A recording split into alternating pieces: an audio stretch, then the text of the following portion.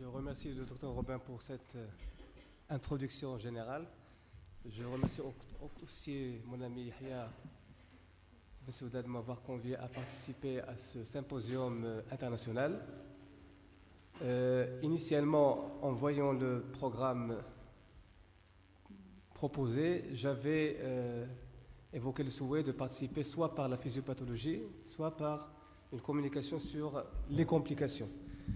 Le comité scientifique a choisi pour moi la physiopathologie, ce qui n'est pas des moindres, et pour M. Jean-Michel Le Cerf, mon ami, les complications. Et en tant que clinicien, je vais essayer d'utiliser la physiopathologie de la graisse viscérale en tant que tremplin pour parler surtout et aussi des applications cliniques importantes qui sont engendrées par l'apparition de cette graisse viscérale. Alors, vous savez qu'il y a grosso modo deux types d'obésité, l'obésité gynoïde ou l'obésité androïde, dite aussi viscérale ou abdominale, qui nous intéresse ce matin. Et au-delà de cette obésité viscérale, il faut savoir que le tissu graisseux en excès va se déposer aussi au niveau du foie, avec notamment la stéatose, au niveau du muscle. Et donc, vous comprenez que ça peut engendrer une insulinorésistance. Donc, c'est déjà un élément de physiopathologie de cette obésité viscérale. C'est ainsi que depuis 1988, Riven et avant lui, Jean Vague en 1947, ont mis l'accent sur l'importance de cette obésité viscérale. Riven, donc en décrivant un syndrome qui était au centre de cette obésité viscérale, sous son nom, puis ce syndrome a été appelé syndrome X, puis syndrome d'insulinorésistance, par la déterminante importante de la résistance à l'insuline, puis appelé syndrome plurimétabolique, puis métabolique tout court, et on a tendance à parler actuellement plutôt de risque cardio-métabolique. Et c'est justement l'obésité intra-abdominale est au cœur de ce risque cardio-métabolique. Elle fait partie des facteurs dits actuellement émergents, à côté des facteurs de risque classiques.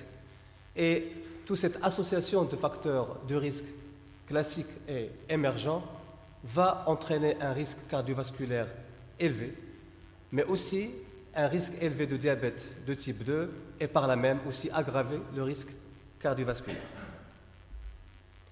Et là, pour parler de physiopathologie, évidemment, la cellule adipocytaire est au cœur de cette physiopathologie, avec la sécrétion d'adipokines et de cytokines, qui, par l'intermédiaire du foie, va entraîner une sécrétion de marqueurs inflammatoires. Et on va voir, le muscle, bien sûr, on a vu aussi par l'intermédiaire d'un certain degré d'insulinorésistance, et on va avoir un magma, si on peut dire, de facteurs associant une hypertriglycéridémie, hypo-HDLémie, augmentation de l'insulinorésistance, de la pression artérielle, donc avec ce risque cardio-métabolique entraînant l'athérosclérose, mais aussi le diabète.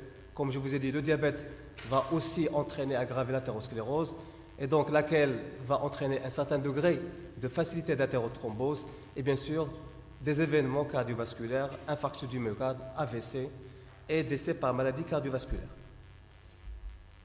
Là, pour ceux qui prennent de notes, vous pouvez vous rattraper.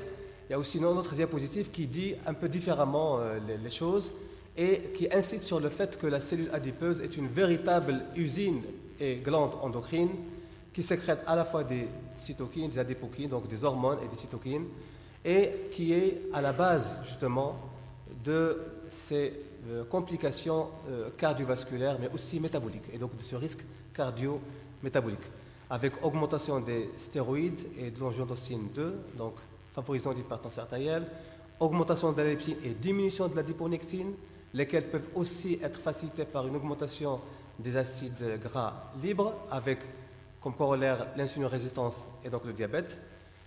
Et puis, l'augmentation de la sécrétion de l'interleukine 6 avec stimulation au niveau du foie et une certaine cytolyse avec une hépatique, avec une augmentation des triglycérides et une diminution du HDL, mais aussi une augmentation de la C-réactive protéine et créant un état pro-inflammatoire. Et l'on sait que l'athérosclérose est une maladie inflammatoire et la CRP ultrasensible actuellement fait partie des éléments biologiques comme paramètre de l'athérosclérose.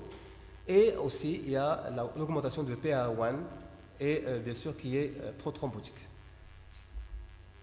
Donc finalement, la cellule adipeuse n'est plus comme on croyait auparavant, c'est-à-dire au stade, disons, alimentaire ou de postprandial avec une accumulation des triglycérides et au stade de jeûne, une augmentation du glycérol et des acides gras, mais c'est une machine, c'est une usine avec une sécrétion multiple de certains produits qui agissent sur différents organes, comme le définit le mot hormone, sur le muscle, sur les vaisseaux, sur le pancréas, sur le foie et sur le cerveau. Tout ça, bien sûr, est au cœur de la physiopathologie et qui peut expliquer certains éléments cliniques qu'on va voir. Et là, pour revenir à l'adiponectine, dont le taux est inversement proportionnel à la masse grasse, et donc plus on a d'adiponectine, plus c'est bien. Et donc, en cas de masse grasse, l'adiponectine est diminuée.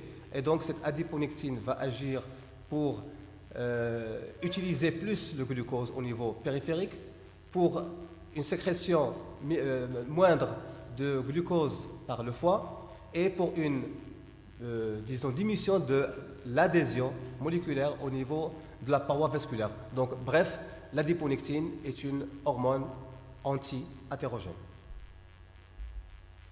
Là aussi, pour encore insister sur ce rôle protecteur de l'adiponectine, cette adiponectine, entre autres, elle diminue la prolifération et la migration cellulaire au niveau des cellules musculaires lisses. Il diminue l'adhésion des monocytes sur la paroi vasculaire et il diminue la transformation des macrophages en cellules spumeuses. Donc, bref, tout le rôle anti-athérogène de cette adiponectine. Concernant le profil lipidique, lorsqu'il y a une augmentation du tissu adipeux viscéral, donc évidemment, il y a une augmentation des acides gras libres qui par le foie va entraîner une augmentation des VLDL et puis par une cascade de réactions biochimiques et physiologiques va entraîner un profil athérogène avec une diminution du HDL et une augmentation des particules de LDL petites et denses. Justement, ces particules LDL petites et denses vont pouvoir traverser la barrière endothéliale et oxyder et puis être engrenées dans le macrophage, lequel, bien sûr, va aboutir à la formation des cellules spumeuses, bien sûr, qui est à la base de la formation de la plaque d'athérome. Donc, on a vu tout à l'heure que l'athérosclérose est une maladie inflammatoire, justement, parce que, comme je vous ai dit, la CRP est un élément important à considérer dans l'évaluation, entre autres, de cette maladie athérosclérose. Et là, dans la revue Nature, un petit peu un schéma simple pour montrer l'évolution naturelle, si on peut dire, de l'adiposité chez l'homme. Donc, normalement, il y a un certain degré d'adiposité, bien sûr, intra-abdominale, et en cas d'énergie, donc d'augmentation des sucres, entre autres, et d'une diminution de l'activité, on va avoir une balance énergétique positive. Et associé à cela, s'il y a d'autres facteurs environnementaux, comme le tabagisme, comme le stress, comme bien sûr l'hérédité, on va avoir à ma droite, oui, à votre droite aussi, on va avoir aussi un profil favorable à l'apparition de la graisse viscérale.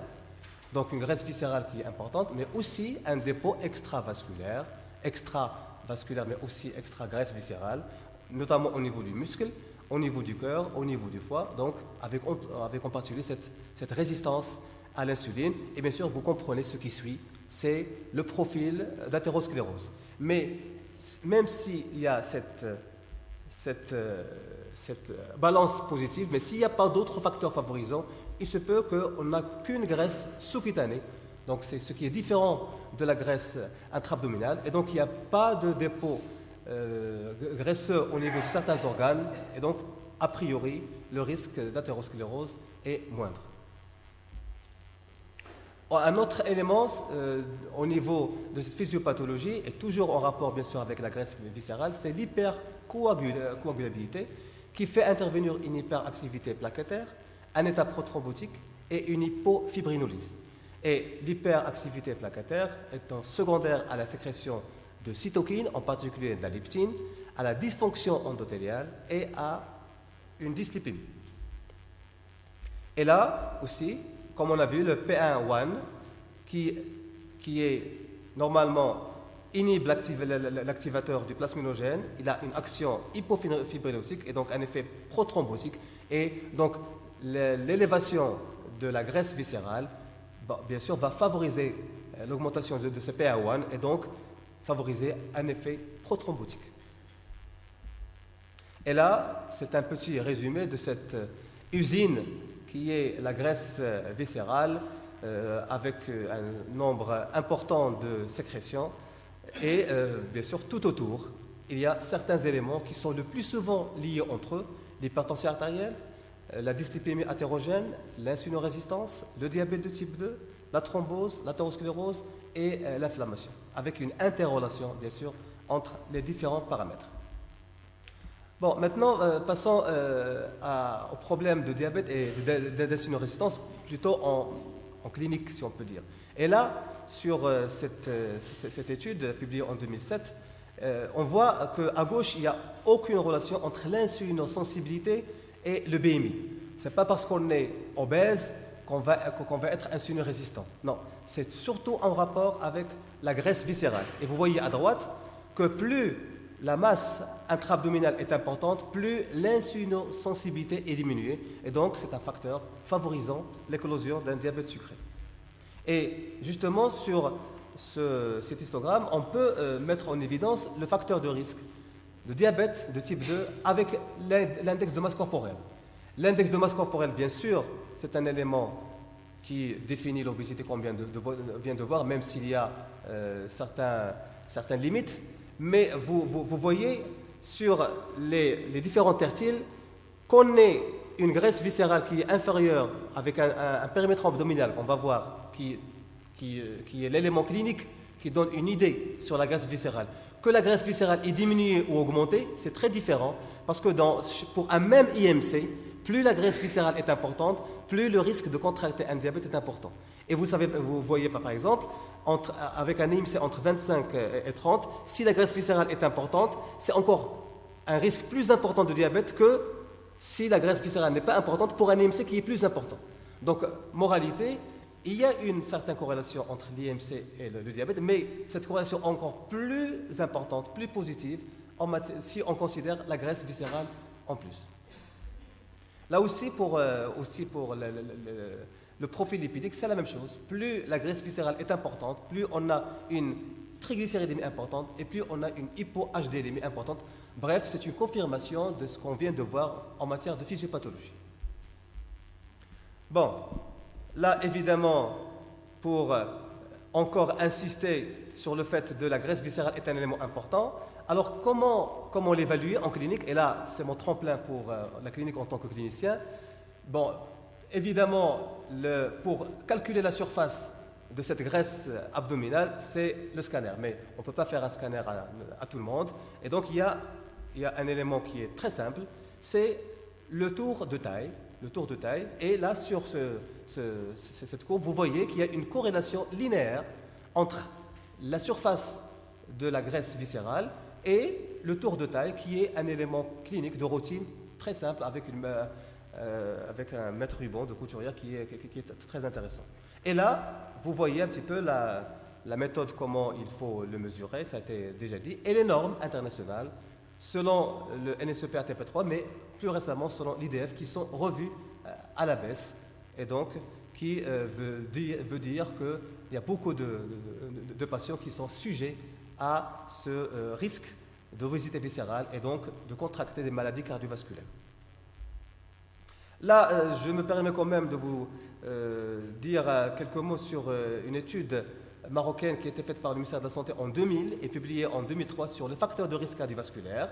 Et mon ami Robin a parlé de rapport tour de taille, tour de hanche. À l'époque, on faisait aussi tour de taille, tour de hanche. Et là, on voit une relation importante que ce soit chez l'homme ou chez la femme, entre la graisse viscérale, qui est bien sûr là mentionnée par le rapport tour de taille de tour de H supérieur à 1 pour l'homme et 0,85 pour la femme, avec l'hypertension artérielle, le diabète et l'hypercholestérolémie. Bon, là, pour vous dire un petit peu d'une manière générale, donc c'est un petit peu en miroir la symétrie de la physiopathologie, c'est-à-dire la graisse viscérale importante prédispose aux maladies cardiovasculaires et le risque est augmenté par 3 et 4. Et la graisse viscérale est au cœur de la définition du syndrome métabolique selon la Fédération internationale du diabète qui la considère comme facteur majeur. Alors pour la TP3, c'était considéré comme un facteur au même titre que les autres facteurs. Bon, il me reste 2 diapositives quand même pour l'approche thérapeutique. Je ne peux pas ne pas le dire en tant que clinicien. Alors l'approche thérapeutique de prise en charge du risque cardiovasculaire et métabolique, on a vu que la graisse viscérale est au cœur de ce risque cardiovasculaire. Bon, il y a plusieurs approches. Il y a l'approche de traiter les complications. Bon, c'est déjà un peu tard, mais malheureusement, dans beaucoup de situations, c'est le cas. Il y a aussi l'approche de traiter les facteurs de risque, isolément ou bien associés, l'hypertension artérielle, la dyslipidémie, le diabète de type 2. Mais il y a aussi une approche un peu plus préventive, c'est le traitement de la cause, et bien sûr, c'est le traitement de l'obésité viscérale. Alors, vous savez, mon ami peut-être le va peut-être l'évoquer, qu'il y a une prise en charge thérapeutique qui est importante, qui est basée sur d'abord le mode de vie, mais vous savez aussi que certains médicaments, en particulier le Rimonabant, qui était déjà commercialisé en France et dans certains pays, et sur lequel il y avait beaucoup d'espoir, a été retiré du marché du fait de certains effets secondaires psychiatriques. Et là, bien sûr, le meilleur traitement, c'est le mode de vie sain. Et l'on sait que si on diminue de 10% la masse, le poids, on va diminuer de 30% la masse viscérale. Et bien sûr, vous avez, en diminuant de 30% la graisse viscérale, vous allez passer en un statut de haut risque cardiovasculaire vers un statut de bas risque cardiovasculaire.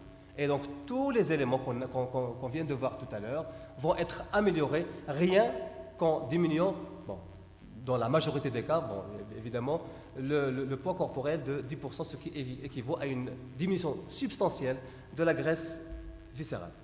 Je vous remercie.